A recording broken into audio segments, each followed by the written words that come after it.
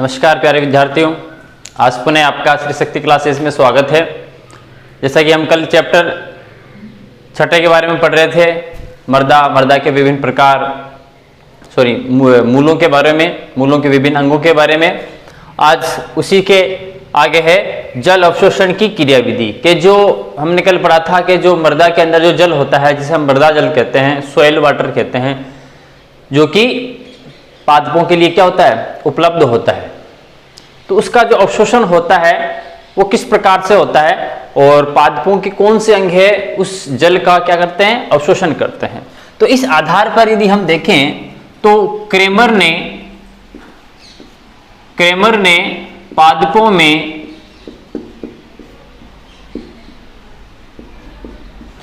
जल अवशोषण की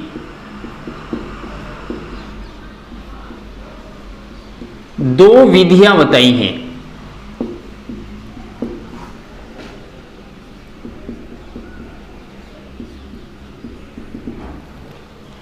किसने? क्रेमर ने। नाम ध्यान रखना आप, क्रेमर। इन्होंने पादपों में जल अवशोषण की दो विधियां बताई है। कौन कौन सी? पहली है निष्क्रिय या निश्चेष्ट अवशोषण, निष्क्रिय या निश्चेष्ट अवशोषण, और दूसरी है सक्रिय अवशोषण। दूसरा प्रकार है अवशोषण का सक्रिय अवशोषण। ये दो प्रकार की विधियां उन्होंने बताई है कि इन दो प्रकार से क्या होता है, पादप हैं वो मृदा जल का क्या करते हैं, अवशोषण करते हैं। पहले यदि हम बात करें निष्क्रिय अवशोषण की,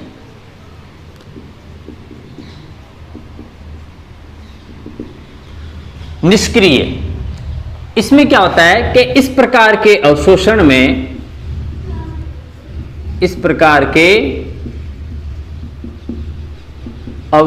में जो पत्तियां होती हैं, पादपों की जो पत्तियां होती हैं वो क्या होती हैं, वो सक्रिय भूमिका में रहती हैं। पत्तियों द्वारा अवशोषण किया जाता है। किसका? जल का। पत्तियां अवशोषण करेंगी। पत्तियों में क्या होगा, वाष्पोत्सर्जन। अभी हम आगे पढ़ेंगे इसको डिटेल से। वाष्पोत्सर्जन की क्रिया होती है, वहां से फिर क्या लगता है, एक खिंचाव बल उत्पन्न होता है। खिंचाव बल के कारण वो बल है, वो खिंचाव बल कहां तक आ जाता है, वो जाइलम तक आ जाता है और फिर वहां से जल का अवशोषण होना शुरू हो जाता है। तो इस प्रकार के अवशोषण में पत्तियों द्वारा अवशोषण किया जाता है। यानी पत्तियां क्या होती है, पत्तियां मुख्य भूमिका निभाती है। निष्क्रिय अवशोषण में जो प्लांट्स की जो लीव्स हैं, पत्तियां हैं, वो मुख्य भूमिका निभाती हैं। तो जल क्या, मूल क्या करता है, मूल क्या करेगा, मूल केवल जल के लिए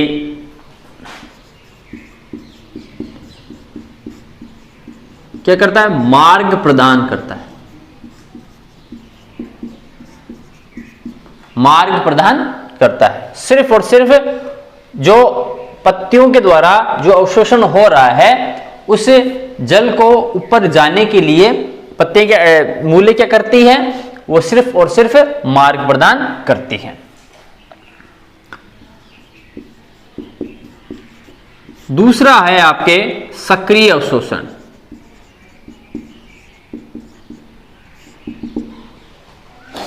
सक्रिय अवशोषण, सक्रिय अवशोषण में क्या होता है कि इस अवशोषण में, सक्रिय अवशोषण में मूल की कोशिकाएं क्या करती हैं, सक्रिय रूप से भाग लेती हैं।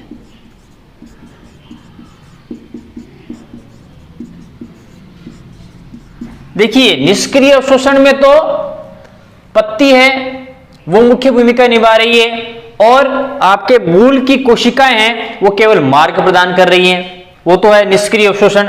सक्रिय अवशोषण में इसका उल्टा है। सक्रिय अवशोषण में मूल की जो कोशिकाएं हैं वो सक्रिय रूप से भाग लेती है। यानी इस प्रकार के अवशोषण में मूल मुख्य भूमिका निभाती है। ठीक है, तो इस प्रकार आप देख रहे हो कि इस अवशोषण में, सक्रिय अवशोषण में मूल क्या होती है, मुख्य भूमिका निभाती है। अब दोनों में आप एक चीज यदि आप देखो तो हमें क्या पता चल रही है कि निष्क्रिय अवशोषण के लिए आवश्यक बलों की जो उत्पत्ति है, यानी निष्क्रिय अवशोषण में जो जल ऊपर की ओर जाएगा, अवशोषित होगा, उसके लिए आवश्यक बलों की उत्पत्ति कहां से हो रहा है, पौधे के कौन से पार्ट से हो रहा है, प्रोभाग से हो रहा है, शूट से हो रहा है, प्रो से होता है ना। और सक्रिय अवशोषण में आवश्यक बलों की उत्पत्ति कौन कर रहा है, मूल कर रही है। तो दोनों में क्या है अंतर कि निष्क्रिय अवशोषण के लिए तो आवश्यक बलों की उत्पत्ति, अब यदि हम देखें तो आवश्यक बलों की उत्पत्ति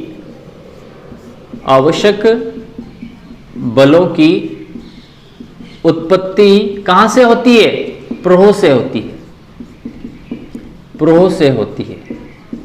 और इस सक्रिय अवशोषण में आवश्यक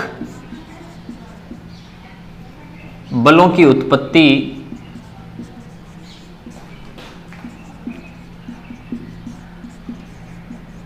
मूल से होती है। ठीक है, तो यदि हम देखें निष्क्रिय अवशोषण में, तो निष्क्रिय अवशोषण में क्या है, पत्तियां तो क्या है, मुख्य भूमिका निभाती है, और मूल है वो क्या करती है, वो गौण भूमिका में रहती है। मूल का काम क्या है, सिर्फ जल को जाने के लिए रास्ता प्रदान करना। ये तो निष्क्रिय अवशोषण में हो रहा है। सक्रिय अवशोषण में क्या हो रहा है, सक्रिय अवशोषण में जो पत्तियां हैं वो गौण होती हैं, और मूल है वो मुख्य भूमिका निभाती हैं। निष्क्रिय अवशोषण में आवश्यक बलों की उत्पत्ति है वो प्रोह से होती है, यानी पत्तियों से होती है। प्रोह के अंदर पत्तियां, जड़, तना, पत्तियां, तना, फल फूल आते हैं। और सक्रिय अवशोषण में आवश्यक बलों की उत्पत्ति किसके द्वारा हो रही है, मूल के द्वारा हो रही है। अब देखिए निष्क्रिय जल अवशोषण की क्रियाविधि है वो किस प्रकार होती है। देखिए पहले तो हमने मोटे मोटे तौर से हमने देख लिया कि जो निष्क्रिय जल अवशोषण है वो, उसमें मुख्य भूमिका किसकी होती है, पत्तियों की होती है, लीव्स की होती है, मूल की कोई मुख्य भूमिका नहीं होती है। तो इस प्रकार के अवशोषण में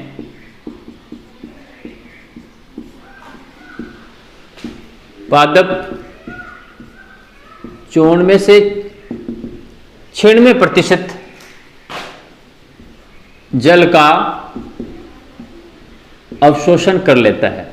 यानी सर्वाधिक जो पादप के द्वारा अवशोषण होगा वो किसके द्वारा होगा, निष्क्रिय जल अवशोषण की क्रियाविधि के द्वारा होगा। लगभग 94-96% जल का अवशोषण है वो आपके किसके द्वारा हो रहा है, निष्क्रिय जल अवशोषण के द्वारा होता है। ठीक है,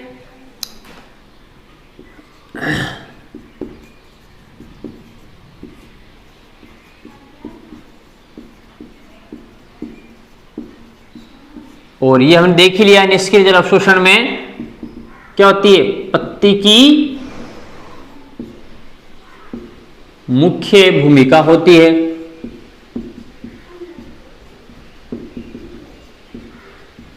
अब देखिए क्रियाविधि ये काम कैसे करता है, होता कैसा है निष्क्रिय जल अवशोषण कि भाई जब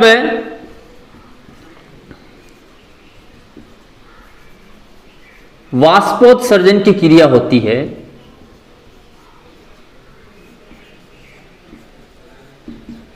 और वाष्पोत्सर्जन की क्रिया आपको पता ही है ना, रंध्रों द्वारा जल का वाष्प के रूप में हानि, ठीक है, वाष्प के रूप में हानि।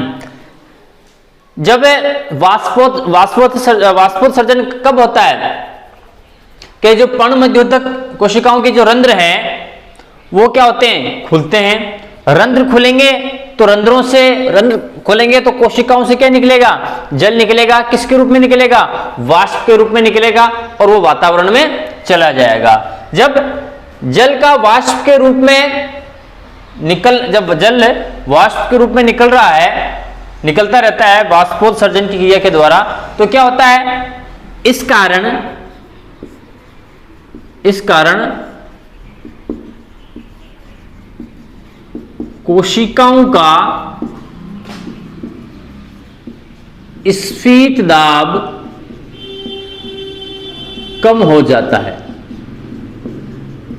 टर्गर प्रेशर क्या होने लग जाता है, कम होगा। क्यों हो रहा कम, भाई यहां पर जो कोशिकाएं हैं उनमें से क्या निकल रहा है, जल निकल रहा है ना, बाहर की ओर जा रहा है।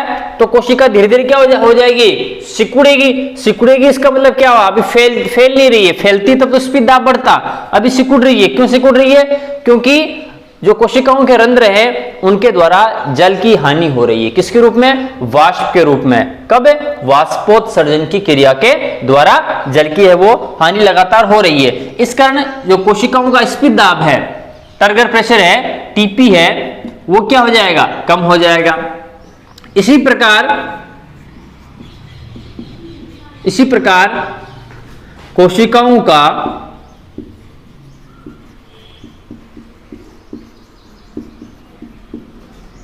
परासरण दाब यानी ऑस्मेटिक प्रेशर ओपी भी कम हो जाता है। तो दोनों कम हो गए, स्पीड दाब भी कम हो गया और जो ऑस्मेटिक प्रेशर है, परासरण दाब है, वो तो और भी ज्यादा कम हो गया। कब, जब कोशिकाओं के रंध्रों द्वारा जल का वाष्प के रूप में क्या हो रहा है, हानि हो रही है। तो दोनों का स्पीड दाब भी कम हो जाएगा और आपके ऑस्मेटिक प्रेशर भी क्या हो जाएगा, कम हो जाएगा। यह कमी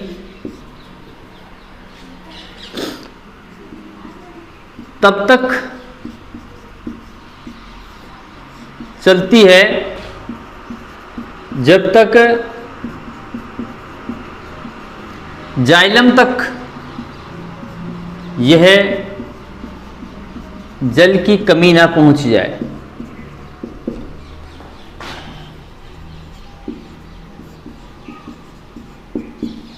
अभी लगातार क्या होगा, कमी होती रहेगी, यहां से जल निकलता रहेगा वाष्प के रूप में, स्पीड दाब कम होता जाएगा, प्रसरण दाब भी कम होता जाएगा। तो ऐसे होते होते क्या होगा, जल की क्या हो रही है, कोशिकाओं में कमी हो रही है। क्यों, क्योंकि कोशिका लगातार स्फीत हो रही है और ये फिर कमी कहां तक बन जाएगी, पादप के जाइलम तक बन जाएगी। जाइलम तक, जैसे मान लीजिए ये पादप का रास्ता है, ये जाइलम है, यहां से ये प्लांट्स की पत्तियां वगैरह है। अब यहां पर क्या होगा, लगातार वाष्पोत्सर्जन हो रहा है, वाष्पोत्सर्जन के कारण जल की हानि हो रही है। तो यहां पर जल की कमी हो रही है इन कोशिकाओं से, और ये होता होता कोशिकाओं से कमी होती होती क्या होगा, एक खिंचाव बल उत्पन्न हो जाएगा, और ये खिंचाव बल कहां पर आ जाएगा, आपके जाइलम तक आ जाएगा। अब जाइलम तक एक स्तंभ बन जाएगा, इसके कारण फिर वो जल है वो क्या होगा, वो ऊपर की ओर चढ़ना शुरू हो जाता है। और ये तब तक चलता है जब तक जाइलम तक ये जल की कमी ना पहुंच जाए। अब जैसे ही जाइलम तक ये जल की कमी पहुंचेगी तो फिर क्या होगा, जल का अवशोषण होना शुरू हो जाएगा। अब जल का अवशोषण होने लगेगा। अच्छा, इस प्रकार के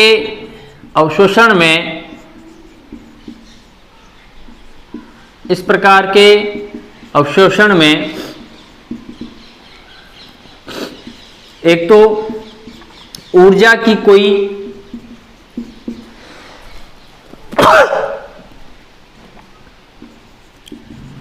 आवश्यकता नहीं होती है।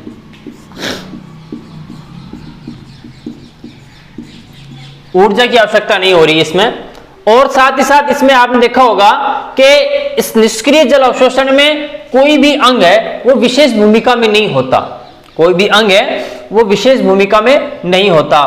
पत्तियां हैं तो मान लो पत्तियों से तो जो जल की हानि हो रही है जल वाष्पोत्सर्जन के द्वारा, और इसमें कोई विशेष कोई अंग है, पर्टिकुलर अंग है कि उसमें बहुत ज्यादा पार्टिसिपेट कर रहा है, भाग ले रहा है, जिसके कारण निष्क्रिय जल अवशोषण हो रहा है, ऐसा नहीं होता है ना। सिर्फ एक खिंचाव बल उत्पन्न होता है और उसके कारण ही जो जल है वो ऊपर की ओर चढ़ेगा। तो हम ये कह सकते हैं कि इस प्रकार के अवशोषण में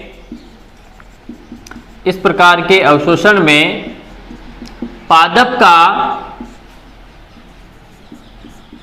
कोई विशेष अंग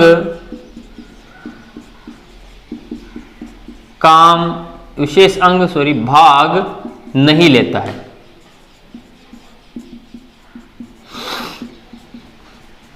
ठीक है, तो यह है आपके निष्क्रिय जल अवशोषण की क्रियाविधि। अगला है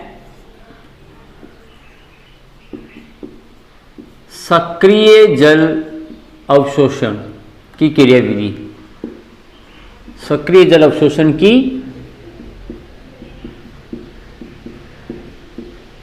क्रियाविधि, देखो इसमें क्या होता है। सबसे पहले तो हमें ये जान लेना है कि इस प्रकार के अवशोषण में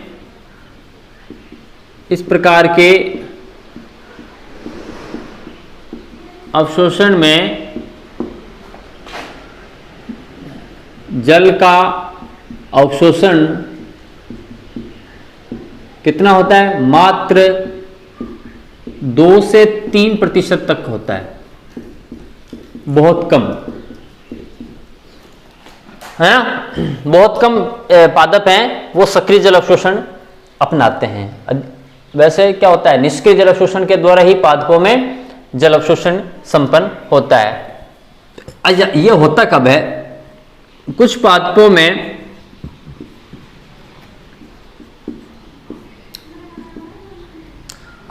में जब वाष्पोत्सर्जन कम होता है या होता ही नहीं है, तब सक्रिय जल अवशोषण के द्वारा क्या होता है, जल का अवशोषण किया जाता है। तब सक्रिय जल अवशोषण द्वारा जल अवशोषित किया जाता है।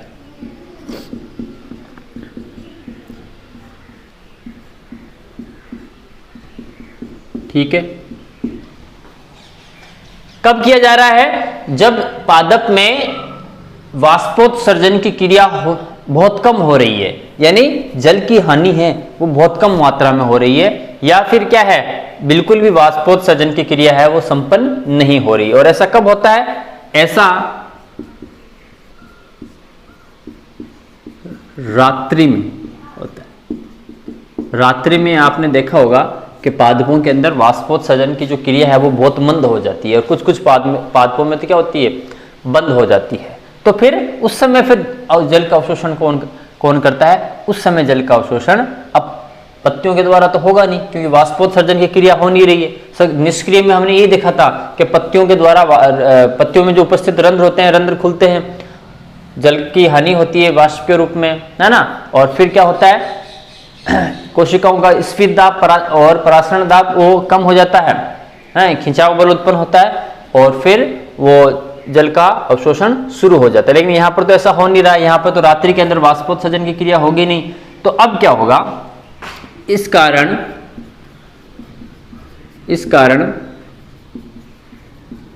पादपों की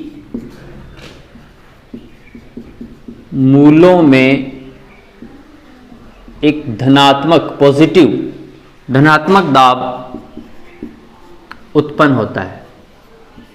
कब उत्पन्न होता है, जब वाष्पोत्सर्जन नहीं हो रहा, तब पादपों की मूलों में धनात्मक दाब उत्पन्न होता है। इस दाब को क्या कहते हैं, मूल दाब, रूट प्रेशर कहते हैं। क्या कहते हैं इसको, मूल दाब। रूट प्रेशर कहते हैं।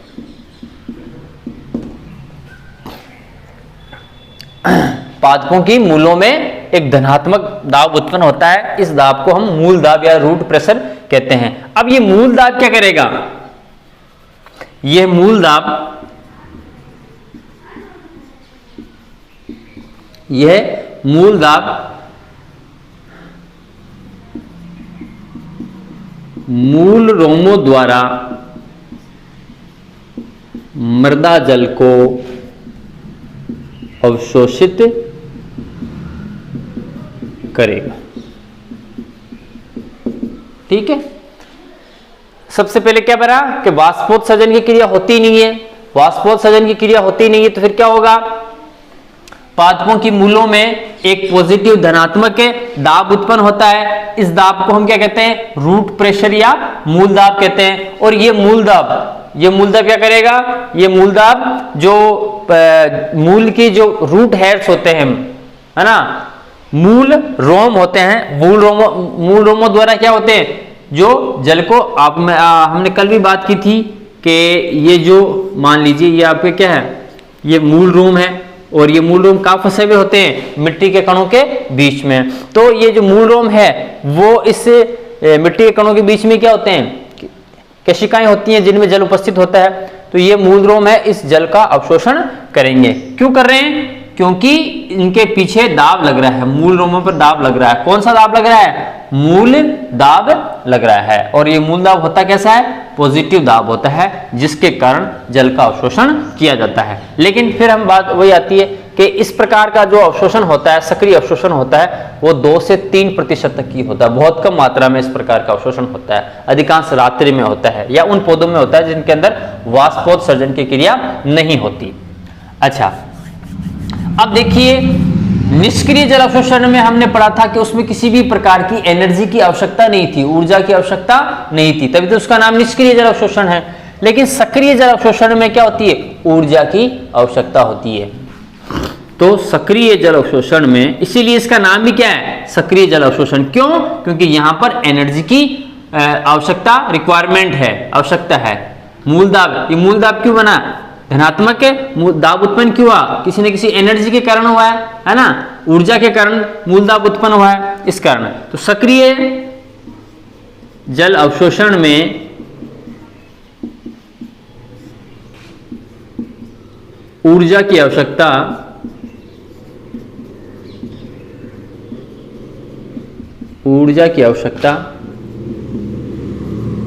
होती है। यह ऊर्जा किसके रूप में होती है, एटीपी, एडोसिन ट्राइफॉस्फेट, एटीपी के रूप में होती है। तो इसीलिए इसका नाम क्या है, सक्रिय जल अवशोषण की क्रियाविधि। क्यों, क्योंकि यहां पर देखो ऊर्जा की आवश्यकता पड़ रही है, किसके रूप में, एटीपी के रूप में। निष्क्रिय जल अवशोषण में ना तो ऊर्जा की आवश्यकता थी, ना ही परासरण की आवश्यकता थी, लेकिन यहां पर सक्रिय जल अवशोषण में ऊर्जा की आवश्यकता है, इसीलिए इसका नाम भी क्या है, सक्रिय जल अवशोषण की क्रियाविधि है। ठीक है, अब देखिए कि पादपों में जल मार्ग, अभी हमने सक्रिय और निष्क्रिय जल अवशोषण पढ़ाया, उसमें आपने देखा होगा कि भाई पादपों के द्वारा जो अवशोषित जल है, मूल रोम के द्वारा अवशोषित जल है, वो जाइलम तक किस प्रकार पहुंचता है। फिर जाइलम से रसारोहण के द्वारा हम आगे पढ़ेंगे, वो ऊपर की ओर चढ़ता है। तो जाइलम से यहां से यहां तक किस प्रकार पहुंचता है, तो पादपों में जल मार्ग, पादपों में जाइलम तक जल के पहुंचने के 2 रास्ते हैं। कितने रास्ते हैं, 2 रास्ते हैं। पादपों में जाइलम तक पहुंचने के 2 रास्ते हैं। कौन कौन से, एक होता है आपके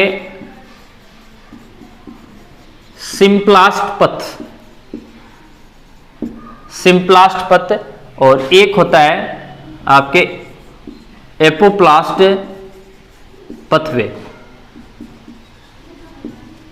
दो रास्ते हैं, सिम्प्लास्ट पथ और एपोप्लास्ट पथ। दोनों को देखो अलग अलग से हम अब डिस्कस करते हैं। पहले हम लेंगे सिम्प्लास्ट पथ।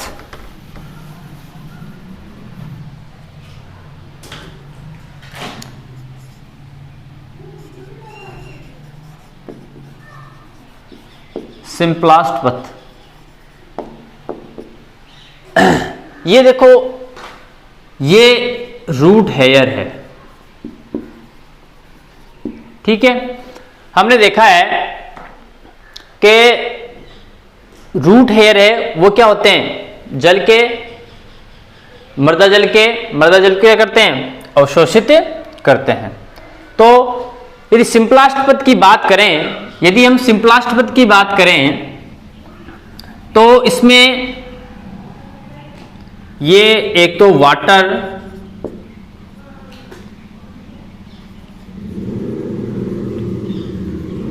ग्रेडियंट, वाटर पोटेंशियल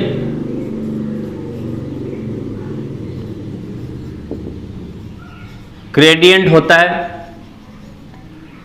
ऑस्मोसिस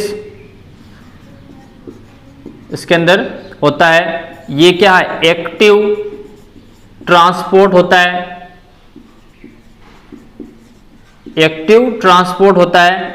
और कैसा होता है, ये जो सिम्प्लास्ट पथ है वो क्या होता है, सिम्प्लास्ट पथ है बहुत ही स्लो होता है।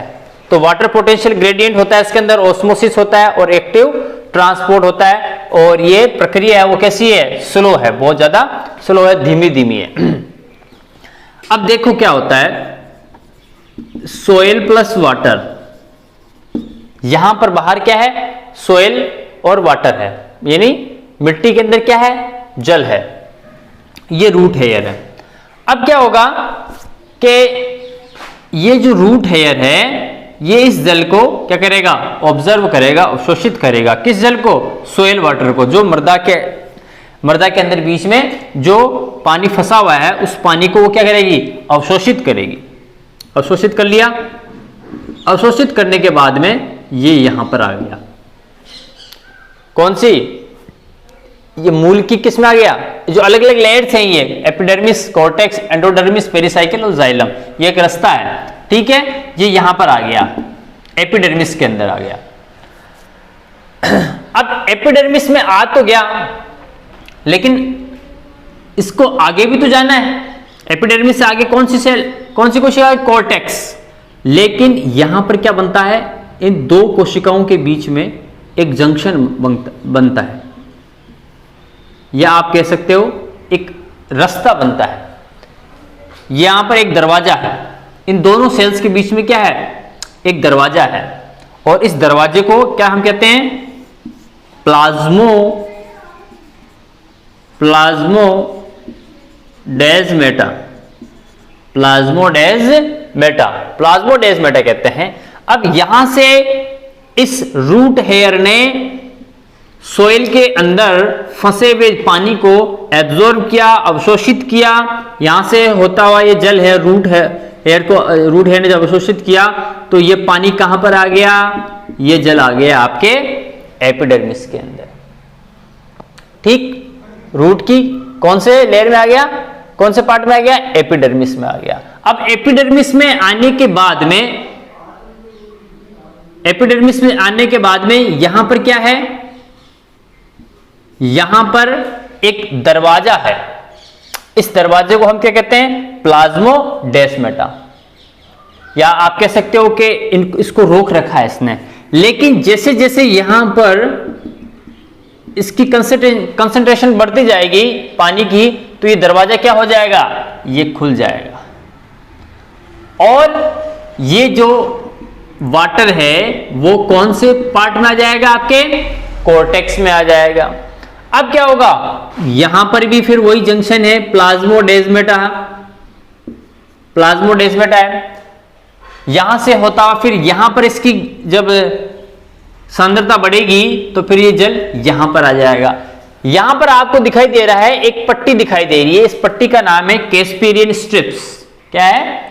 Casparian strips. कैस्पेरियन स्ट्रिप्स क्या होता है? ये इसको जब इधर अगला इसमें कौन सी है? पेरिसाइकिल। पेरिसाइकिल यहां तक जल आ गया है, लेकिन अब कैस्पेरियन स्ट्रिप्स इसको आसानी से पेरिसाइकिल में जाने नहीं देगी। यहां पर इसका क्या होगा? छनन होगा, फिल्टर होगा। यहां पर फिल्टर, ये कैस्पेरियन स्ट्रिप्स है, ये क्या करेगी? इस जल का फिल्टर करेगी, और फिल्टर होने के बाद में फिर ये पानी कहां पर आ जाएगा? पेरिसाइकिल, और पेरिसाइकिल से फिर कहां पर पहुंच जाएगा? ये जाइलम तक ये पहुंच जाता है। तो ये होता है आपके सिम्प्लास्ट पथ। अब दूसरा यदि हम बात करें दूसरे पथ की, सिम्प्लास्ट पथ की हमने बात कर ली, दूसरा पथ होता है आपका एपोप्लास्ट। एपोप्लास्ट पथ है ना, एपोप्लास्ट पथ। सिम्प्लास्ट पथ में तो क्या हो रहा है? एक कोशिका से दूसरी कोशिका में, एक कोशिका यानी एक कोशिका द्रव्य से दूसरी कोशिका द्रव्य में जल क्या आ रहा है? जा रहा है। रूट हेयर ने जल को एब्जॉर्ब किया, और वह एब्जॉर्ब होने के बाद में एक कोशिका से दूसरी कोशिका तक होते होते कहां चला गया? जाइलम तक चला गया। ठीक है, जाइलम तक उसको पहुंचना था, वहां पर ये पहुंच चुका है। अब जो दूसरा है आपके, जो दूसरा पथ है एपोप्लास्ट पथ, एपोप्लास्ट पथ में क्या हो रहा है कि वापस यहां तक तो वही होगा कि सोइल प्लस वाटर है, यानी सोइल के अंदर का जो पानी है, मृदा जल है, उस मृदा जल को किसने अवशोषित कर लिया? रूट हेयर अवशोषित करेगा। अब देखो, जो सिम्प्लास्ट पथ हमने पढ़ा था, सिम्प्लास्ट पथ में जो जल है वो एक कोशिका से दूसरी कोशिका में जा रहा था। यहां आया, फिर ये यहां चला गया, यहां से फिर ये यहां आ गया, यहां से फिर यहां आया, यानी सेल टू सेल जा रहा है, कोशिका से दूसरी कोशिका तक पहुंच रहा है। किसमें? सिम्प्लास्ट पथ में। लेकिन एपोप्लास्ट पथ में ऐसा नहीं हो रहा है। एपोप्लास्ट पथ में क्या होगा कि ये जो जल है वो निर्जीव कोशिका भित्तियों से होता हुआ जाएगा, है ना। एपोप्लास्ट पथ है, इसमें जल है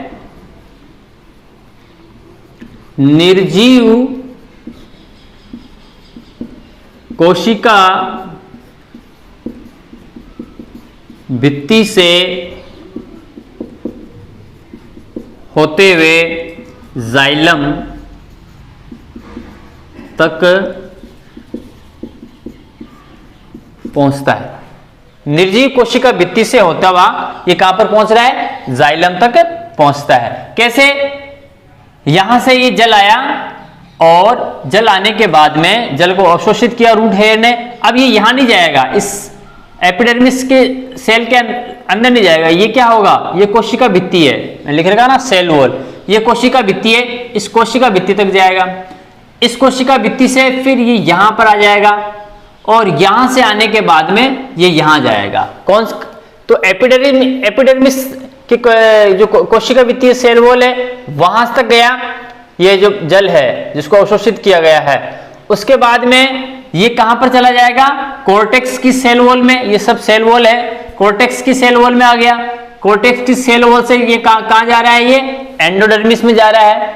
अभी देखो हम एपोप्लास्ट की बात कर रहे हैं। अब एंडोडर्मिस में आने के बाद में क्या हो रहा है? जैसे ही ये एंडोडर्मिस में आया, आपको यहां पर दिखाई दे रहा है कैस्पेरियन स्ट्रिप्स। ये कैस्पेरियन स्ट्रिप्स हमें दिखाई दे रही है, और ये कैस्पेरियन स्ट्रिप्स क्या है? ये थोड़ा अवरोधक का काम करती है, ये अवरोधक का काम करती है। तो अब यहां से आगे ये जा नहीं पाएगा, कैस्पेरियन स्ट्रिप से आगे ये जा नहीं पाएगा। क्यों? क्योंकि यहां पर एंडोडर्मिस में, कोर्टेक्स में तो किसी प्रकार की कोई रुकावट या बाधा नहीं है, इसलिए ये जो जल है जो रूट हेयर ने इसको ऑब्जर्व किया है वो आपके सेल वॉल से होता हुआ, ये सेल वॉल से, ये सेल टू सेल नहीं जा रहा सिम्प्लास्ट पथ की जैसे। सिम्प्लास्ट पथ में तो एक कोशिका से दूसरी कोशिका में, यहां पर ये क्या किस प्रकार जा रहा है? ये जा रहा है आपके cell wall to cell wall, है ना। यहां पर हम देखें cell wall to cell wall, किसमें? ये आपके जा रहा है एपोप्लास्ट पथ में। और सिम्प्लास्ट पथ में cell to cell, cell to cell, कोशिका से दूसरी कोशिका में जा रहा है। तो अब ये निर्जीव कोशिका भित्ति से ये जल है वो जा रहा है, लेकिन जैसे ही इसने कॉर्टेक्स एंडोडर्मिस में प्रवेश करेगा तो एंडोडर्मिस में क्या है, कैस्पेरियन स्ट्रिप्स है। कैस्पेरियन स्ट्रिप्स होने के कारण अब इसको रास्ता बदलना पड़ेगा अपना। पहले ये सीधा सीधा जा रहा था, कोशिका भित्ति से होता हुआ, अब ये रास्ता चेंज कर लेगा। ठीक है, इसने देखो रास्ता चेंज कर लिया और फिर यहां से वापस ये फिल्टर हो जाएगा और फिल्टर होने के बाद में ये पेरिसाइकिल में आया और पेरिसाइकिल से होता हुआ कहां चला जाएगा, जाइलम तक पहुंच जाएगा। अधिकांश पादपों में जो जल का प्रवाह होता है, अधिकांश पादपों में जल का प्रवाह एपोप्लास्ट पथ द्वारा ही होता है। किसके द्वारा होता है, एपोप्लास्ट पथ के द्वारा ही होता है। तो इस प्रकार पादपों में जल का जाइलम तक पहुंचने के दो रास्ते हैं, एक सिंप्लास्ट पथ है और दूसरा कौन सा है, एपोप्लास्ट पथ है।